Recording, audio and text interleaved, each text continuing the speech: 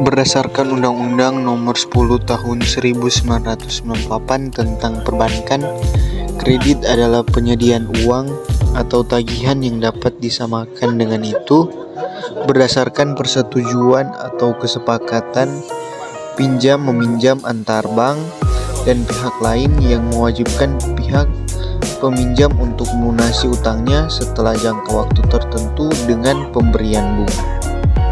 Secara umum, tujuan kredit dapat dibedakan menjadi 3, yaitu yang pertama, untuk mencari keuntungan, yang kedua, untuk membantu usaha nasabah, dan yang ketiga, untuk membantu pemerintah.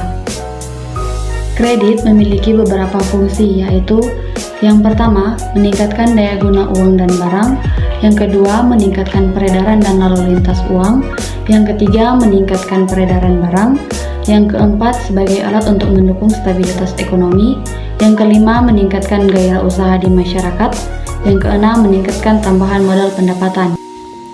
Berdasarkan Undang-Undang Nomor 10 Tahun 1998 tentang Perbankan, terdapat beberapa unsur perjanjian kredit.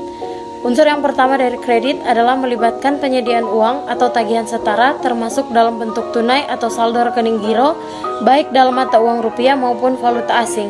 Hal ini mencakup situasi seperti pengambil alihan tagihan melalui factoring dan pembelian kredit dari pihak lain seperti hasil ekspor yang dinegosiasikan. Unsur kedua dari kredit adalah persetujuan antara bank dan debitur harus memenuhi 4 syarat sah perjanjian. Yang pertama, kesepakatan para pihak, kedua, kecakapan membuat perjanjian, yang ketiga, objek tertentu, dan kausa yang halal sesuai dengan pasal 1320 KUH Perdata.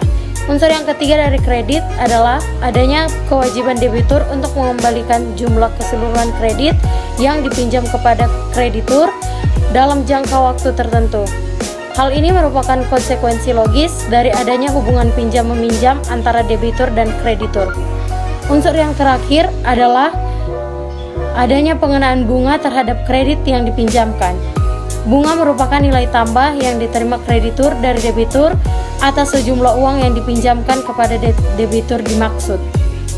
Berikut adalah beberapa jenis kredit perbankan yang umumnya disediakan oleh bank.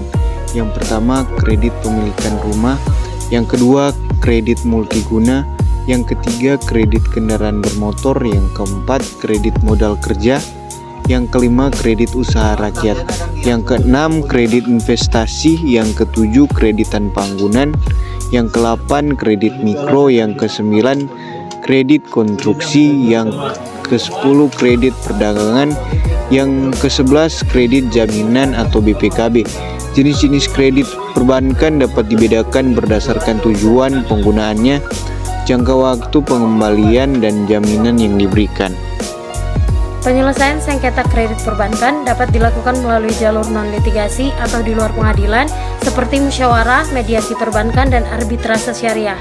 Namun jika jalur non-litigasi tidak berhasil, penyelesaian sengketa dapat dilakukan melalui jalur litigasi, yaitu melalui pengadilan negeri atau pengadilan agama.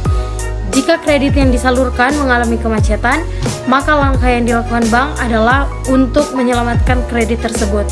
Jika memang masih bisa dibantu, maka tindakan yang tepat adalah menambah jumlah kredit atau dengan memperpanjang jangka waktunya. Dan apabila memang sudah tidak bisa diselamatkan kembali, maka tindakan terakhir bagi bank adalah menyita jaminan yang telah dijaminkan oleh nasabah.